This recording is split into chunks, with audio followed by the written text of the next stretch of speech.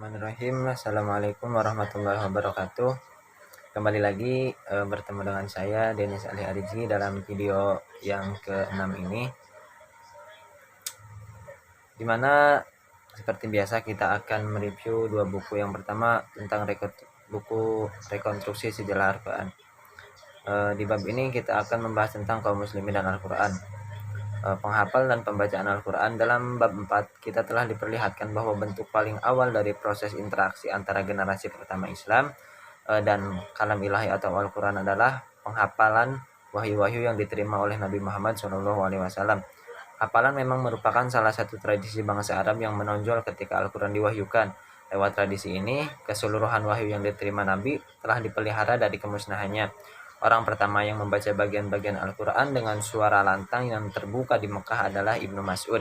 Sekalipun ia mendapatkan tantangan keras dari orang-orang Quraisy yang melemparinya dengan batu, diriwayatkan juga oleh Abu Bakar, yaitu selalu membaca ayat Al-Quran secara terang-terangan di depan rumahnya.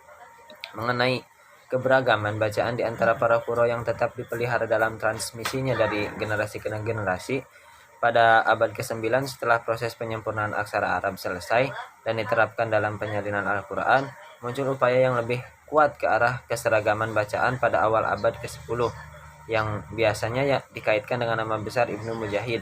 Dengan dukungan otoritas politik, gerakan ini berhasil memeras sejumlah besar bacaan yang eksis di kota-kota besar Islam ketika itu menjadi 7 bacaan atau Al-Qiraat Al-Qiraat Sab'ah yang kemudian mendominasi pembacaan dan penghafalan Al-Quran di kalangan kaum muslimin. Meskipun kita ketahui bahwa bangsa Arab pada zaman dulu itu buta aksara, akan tetapi mereka ini memiliki hafalan yang begitu kuat. Hal ini dibuktikan atau dilanjutkan dalam upaya menjaga tradisi mereka, yaitu menjadi kebiasaan di kalangan kaum muslimin untuk memulai mengajarkan anak-anak mereka ini menghafalkan Al-Quran sejak kecil atau sejak umur 4 tahun. Tafsir Al-Quran, upaya lain untuk memahami Al-Quran yang dalam kenyataan yang paling banyak dilakukan oleh kalangan kaum muslimin ini. Sebagaimana kita tahu sendiri, tafsir ini berasal dari kata fasyara yang artinya menjelaskan, menerangkan atau menyingkap. Secara khusus bermakna penjelasan atas Al-Quran atau ilmu tentang penafsiran kitab suci tersebut. Dalam lanjut pada pembahasan selanjutnya, yaitu tentang kesarjanaan Barat dan Al-Quran. Kesarjanaan Barat dan Al-Quran ini, terjemahan dan syutingan Al-Quran. Perhatian ilmiah kesarjanaan Barat terhadap Al-Quran bermula dengan kunjungan Petrus Venerabilis, kepala biara Cluny ke Toledo pada perempatan kedua abad ke-12 Hijriah 12. Ia membentuk dan membiayai suatu tim penerjemah yang ditugaskannya untuk menerjemahkan serangkaian teks Arab yang secara keseluruhan akan merupakan pijakan ilmiah bagi para misionaris Kristen yang berurusan dengan Islam. Trauma yang membekas akibat perang salib, di mana umat Kristen berurusan dengan umat Islam sebagai musuh, tampaknya telah menyelut sehingga apologetik Kristiani, sarjana-sarjana Kristiani ini yang berada di garis belakang peperangan berupaya membuat gambaran-gambaran yang bersifat imajiner untuk mengobarkan semangat umat Kristiani. Jadi bisa dikatakan bahwa perang salib pada faktanya ini memberi andil yang cukup besar dalam menciptakan berbagai kesalahpahaman Barat terhadap Islam. Culanae Corpus adalah terjemahan Al-Quran ke dalam bahasa Latin yang digarap oleh Robert Opketon. Liber Legis Saranoreum Quem Allocan Hoken. Karya tersebut diterjemahkan ke dalam bahasa Italia, Jerman, dan Belanda. Karya ini memiliki pengaruh cukup luas di kalangan sarjana selama berabad-abad dan merupakan sumber rujukan utama pengetahuan orang-orang Eropa tentang Al-Quran hingga penghujung abad ke-17. Terjemahan Al-Quran berikutnya dalam bahasa Latin ada Al-Qurani Textus Universus yang digarap oleh seorang pendeta Italia, yaitu Ludovico Maracai. Langsung dari teks Arab yang disertakan Maraci ini. Dalam terjemahannya ini disusun berdasarkan sejumlah manuskrip.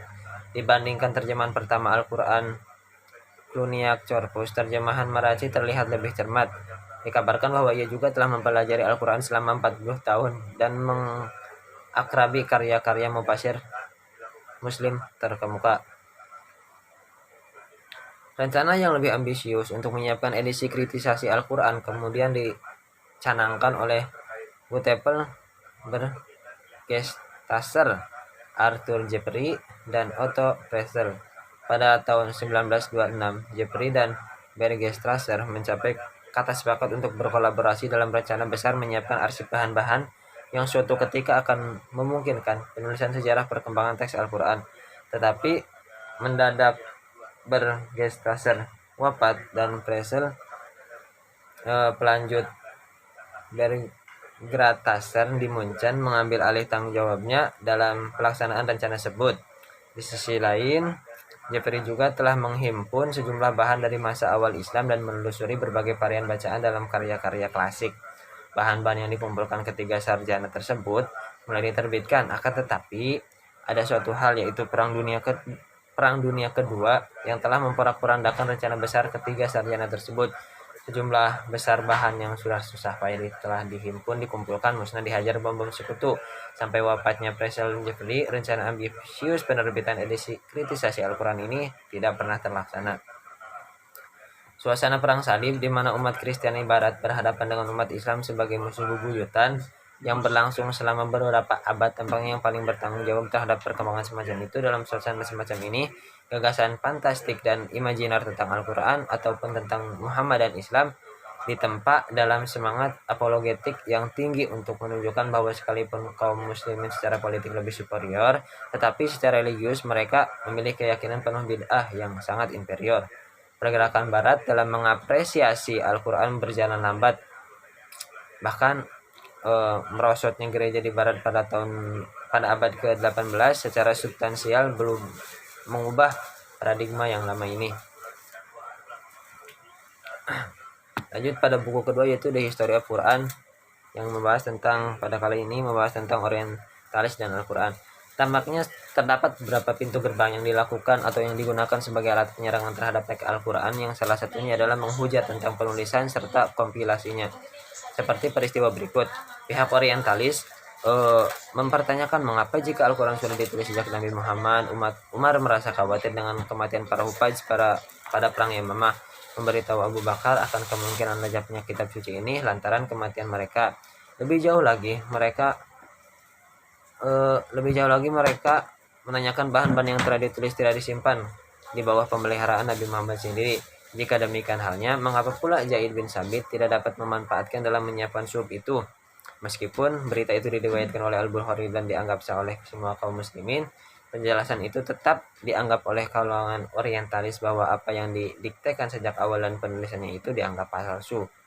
Pintu gerbang kedua yaitu melalui perubahan besar-besaran studi keislaman menggunakan peristilahan orang Barat.